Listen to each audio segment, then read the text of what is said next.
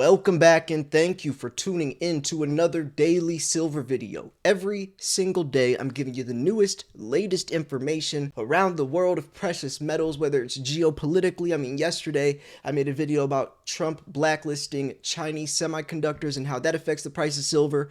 The day before that we talked about Mike Maloney or billionaire Ray Dalio calling for several $100 silver. Today we're going to be talking about something very interesting aside from all those things. I cover a wide variety of content, so make sure you click subscribe if it interests you. Now, this is talking about investing leaps fastest since COVID. Right now, silver buyers are up 108% on the price plunge. People are buying silver more than ever since COVID. Now, why is this? We're going to break this down. I will post the link to this article from Bullion Vault in the description. This was only posted 9 days ago, so it's still fresh news. This is still a current event. I would love for you to comment down below your thoughts on this as well. Let's jump straight into it. So silver investing demand just leapt at its fastest pace since the COVID crisis, writes Adrian Ash at Bullion Vault. The surge in demand came as the price of silver, which finds more than half of its end use globally from industrial and tech applications, over 5 times the proportion for useless safe haven gold. Now that is a huge jab at gold, but they're not wrong. Gold is pretty useless. Silver is extremely useful.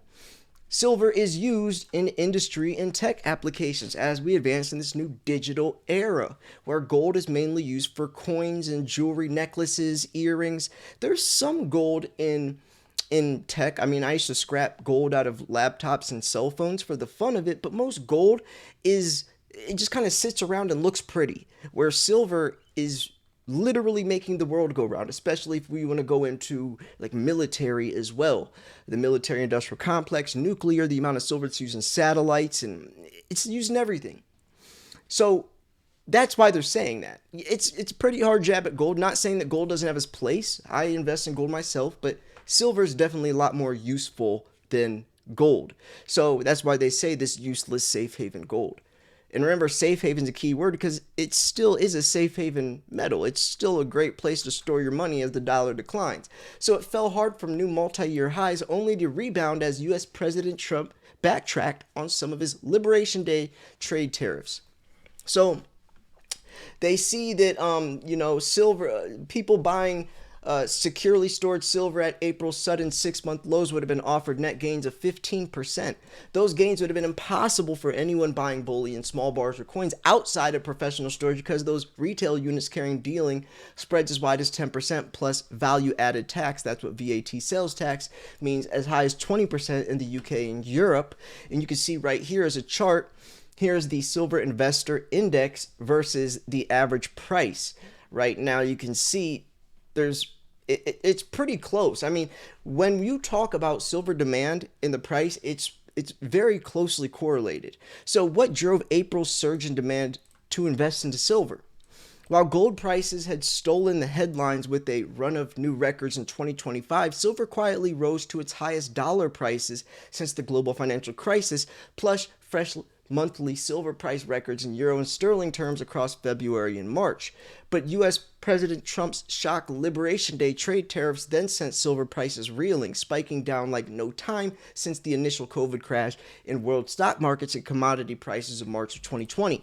Now, in March of 2020, silver was down to $11 for a very short period of time, and I was telling people to buy silver like they never have before during that time because we all knew that $11 silver would not last for long, and it actually didn't last long, and it shot up hundreds of percent later on that year, and that's why silver was the #1 performing asset in 2020. It went from like $11 to nearly $30 because remember, the next year, February 2021, was the Wall Street silver movement where silver shot up to $30.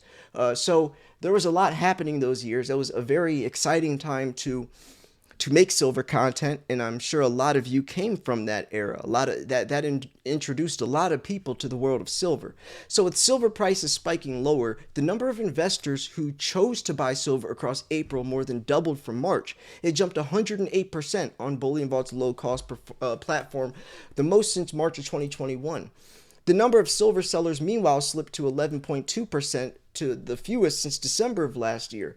So together, that sent silver investor index, or this unique measure of sentiment from Bullion Vault, calculated back to the year 2012, soaring by 7.5 points to 58.3.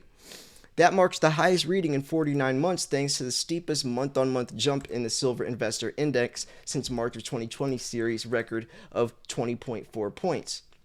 So what's next? Good question. And I guess I could even ask you in the comments below, are you buying silver right now? Or are you holding off, and why? It's pretty interesting to see, when I ask people and getting hundreds, if not thousands of responses, get a pretty good pulse of the silver community and what people are doing right now and why. So what's next? April's surge of silver investment demand hasn't yet run into May. That's because it came thanks to silver prices spiking lower, just as happened in spring of 2020. Remember, $11 silver back then. In longer term, this spike in silver demand also followed nearly 2.5 years of net selling when prices rose and investors took profit, with sellers outnumbering buyers 10 times on the Silver Investor Index across the previous 29 months. So, investment by weight also leapt last month, totaling 17.8 tons net of consumer selling. That was the heaviest 1 month since February 2021. Obviously, that's the Wall Street silver movement, which they mention right here, the silver squeeze, right? It was driven by silver squeeze, the Wall Street silver movement. So this April's big silver inflow took Bullion Vault's clients' total holdings from London, Singapore, Toronto, Zurich, 7-month high above 1,160 tons. So, and that's the very interesting thing about companies that write articles like this, or articles like this being written by someone who sells, because they have the numbers. This isn't just some random website or some random person. They have actual statistics, numbers to go off of, which gives a better idea. They have the inside scoop. They have the behind the scenes type of data that most people don't. So it's pretty interesting to be reading it from Bullion Vault. So looking ahead, whether or not U.S.-China trade war is resolved quickly, Trump's tariffs shock is likely to weigh on global trade and economic growth. The president's policies against green energy also present a headwind to silver, because the solar energy sector worldwide has accounted for nearly 2/3 of the growth in total industrial demand to new record highs over the past decade. That is a huge one. That's actually probably the biggest one, or one of the biggest ones, next to military and aerospace.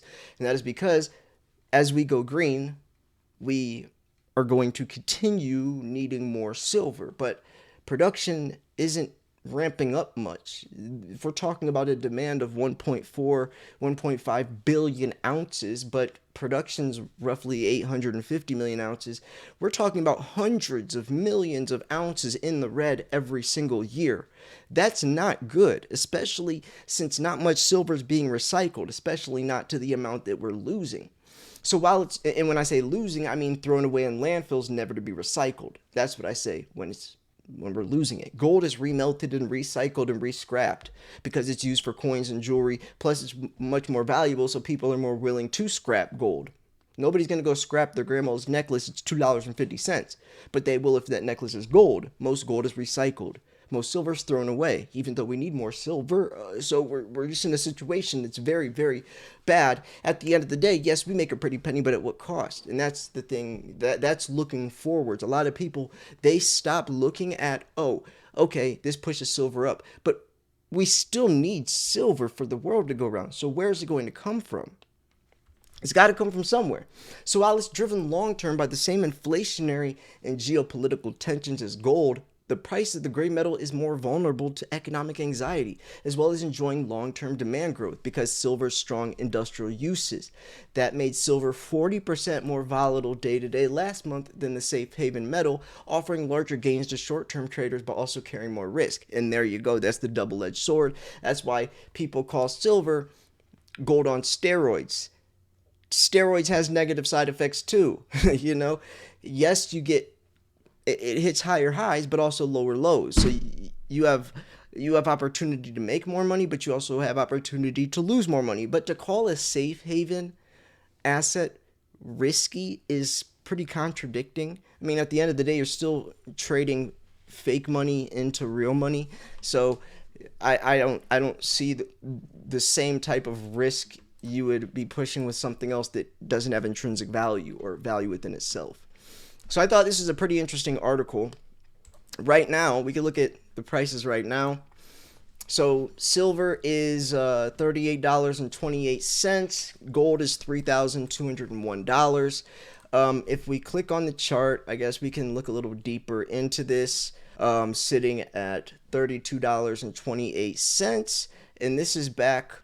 We're talking about years. You could see back when silver was $11 in March of 2020, right here at $11, and then it shot up, and this is why silver was the number one performing asset in 2020, because look at that candlestick. It was incredible.